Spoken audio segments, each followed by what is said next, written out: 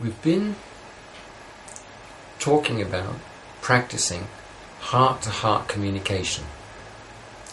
And we've seen that if we follow this natural sequence, offer, observing what's happening, expressing our feelings, expressing desire, and making a request, that because we're opening, we're making ourselves vulnerable to the other person, presenting ourselves as a thinking, feeling, being, individual, that actually tends to improve the relationship and even maybe melts the heart of the other person, so that we can relate more closely and we can cooperate on something which will bring more satisfaction to each party.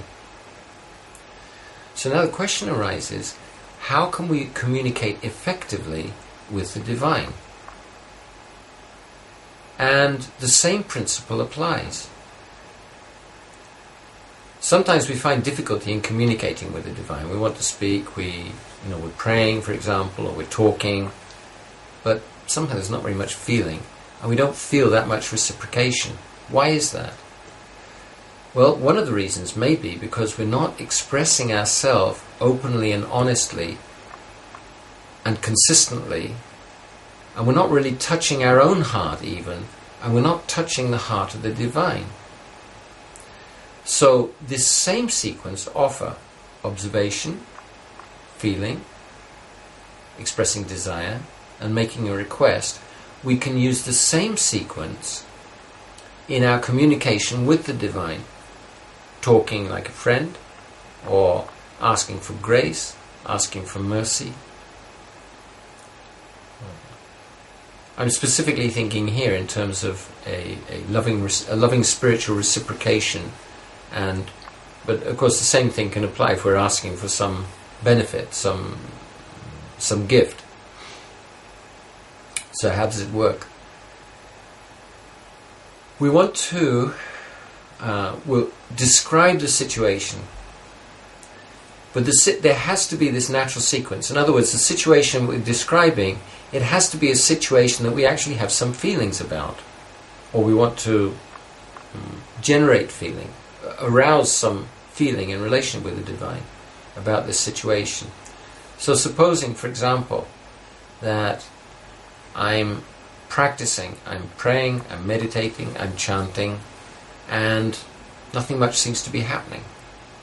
Now, if I'm seriously trying to practice, that in itself will bring frustration. It'll bring disappointment. So what can we say? First of all, this is the situation. I've been practicing for so long. I've been trying to reach you for so long. I'm not feeling any reciprocation. I'm not feeling that I'm reaching out. I'm not feeling the absorption that I want. I don't feel the exchange that I want with you. So that's the observation. That's the actual situation. I feel disappointed. What is the feelings? I feel disappointed about this. So why do I feel disappointed? Because this is my real life.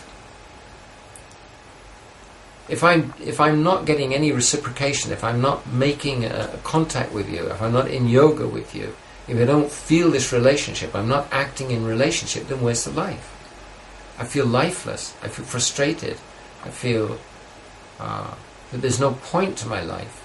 These are my feelings here. Because I value more than anything else, really. I know I get sucked into my activities in the material world. I get sucked into material relationships and so on. But really, the only real fulfillment I find, the most real fulfillment I find, is when I'm interacting with you, when I feel this yoga, when I feel this connection with you, this reciprocation with you. This is real life. This is what I value. This is the thing that I want most of all. So now I'm asking you, now we're making a request, now I'm asking you, I want to feel that relationship. I want to know that you're my friend. I want to know that you're with me. I want to know that I want to feel your love. I want to feel your reciprocation. So please help me when I'm praying. Please help me when I'm practicing. Please help me. This is my request. Please help me when I'm chanting. Please help me to become free from this distraction. Please help me to become absorbed in my spiritual practice, in chanting, in meditation. And please help me to offer that for your pleasure. I want to feel that you're satisfied. And in your satisfaction, I want to feel my satisfaction. So this is an example of how we can use the same sequence. Observing, we describe the situation. And then feeling, what are my feelings about this situation? Expressing my desires and my beliefs and values which are pushing me on. And then finally making a request.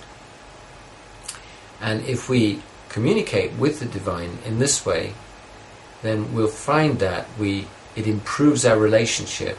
It clarifies for us where we're going, and it will actually help to melt the heart of the divine, melt our heart so that we can meet more closely. So we can try that now. You can just think about some particular situation in your own practice or in your own relationship with the divine and practice this. Offer. Make an observation about the situation, express your feelings, then express your desire and beliefs and values, and finally make a specific request. And ask strongly.